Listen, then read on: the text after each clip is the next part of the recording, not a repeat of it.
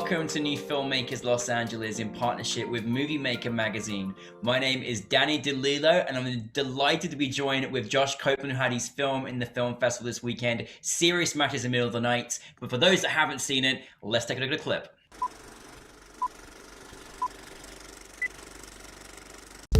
Question.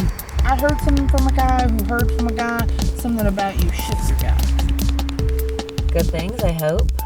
Well, just that you guys are the source to go to if you're wanting to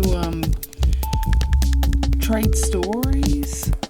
Officer, I'm clean. Officer?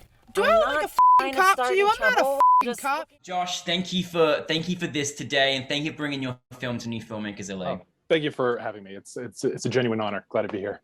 Well, I love your artistic vision. I love where you took us to. I thought it was a film I'd never seen quite like before. But for those that haven't seen it, tell us a brief synopsis of your film. Oh, sure. That's very kind of you to say. Serious Matters in the Middle of the Night is just, a good old-fashioned Southern cyberpunk drug dramedy. It follows a rideshare driver in a near-future American South. And she traffics digital empathy drugs to her passengers, and then starts to fall into a subculture of those drug users who trip religious experiences. So the question becomes, what if faith were a literal opiate, and kind of what would be the pitfalls and consequences of that?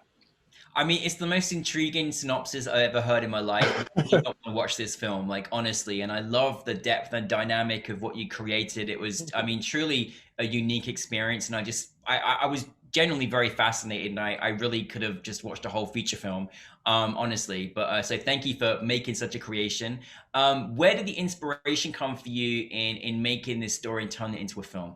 Oh, sure. Well, the inspiration for it came from, to understand where it came from, and I'm sorry for regurgitating my Q&A answer a little bit here, but the inspiration in a lot of ways comes from the same place I come from. I'm based in Los Angeles, but I'm from Nashville, Tennessee, AKA Buckle of the Bible Belt, AKA, the Protestant Vatican, AKA Music City, USA, y'all. So, yeah.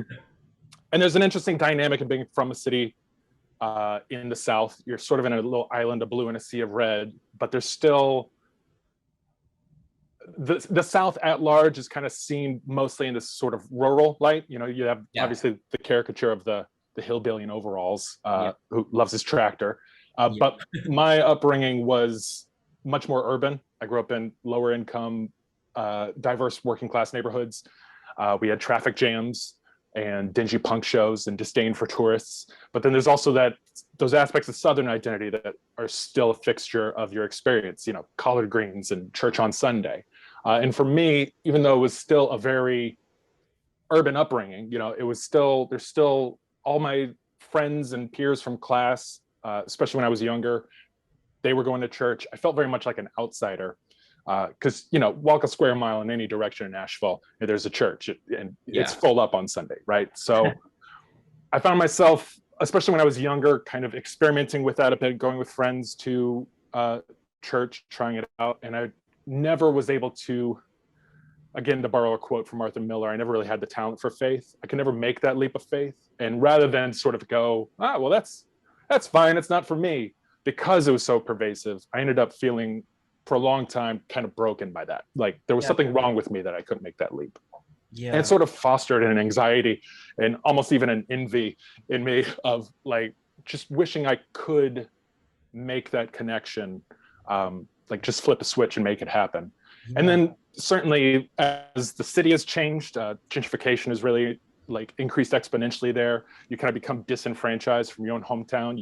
You're priced out of, especially for marginalized groups, priced out of the neighborhoods you called home and pushed to the margins of the city. And all these issues of identity and reality and disenfranchisement and all those anxieties, that actually, science fiction is a genre where that really gets looked at a lot. You're looking at Philip K. Dick, or even up into the modern day with writers like Abby May Otis or somebody.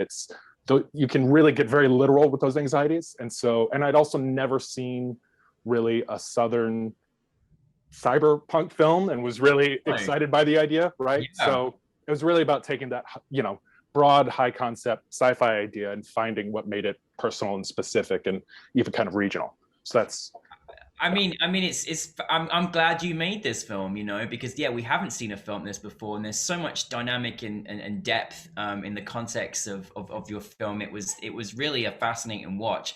Now, I have to say though, as a director, you know, you've given an actor a dream to be able to delve into something, a role like this. Like, it must be quite fun to work with your director on a film like this that's got that psychedelic, you know, just mixed with religion, mixed with cyberpunk. Like, it's brilliant with some southern and you know, elements in there too. So how did you bring your cast together, and how did you work with your actors, particularly for this project? Well, I was very lucky. I mean, the cast was a mix of people I've been collaborating with since I was first trying to figure out how to operate the camera. And then Nashville itself actually has a really fantastic arts and even performing arts community. There's a lot of great theater companies in Nashville. So I was able to sort of draw on a number of sources, but the main thing I was looking for was people who could tell a story, people who could tell an anecdote, you know, folks who can tell a joke at a party, right? Because so much of what these characters do, they're telling their own stories in their own words. Yeah. And so it's about working with people who would bring their own character into the storytelling.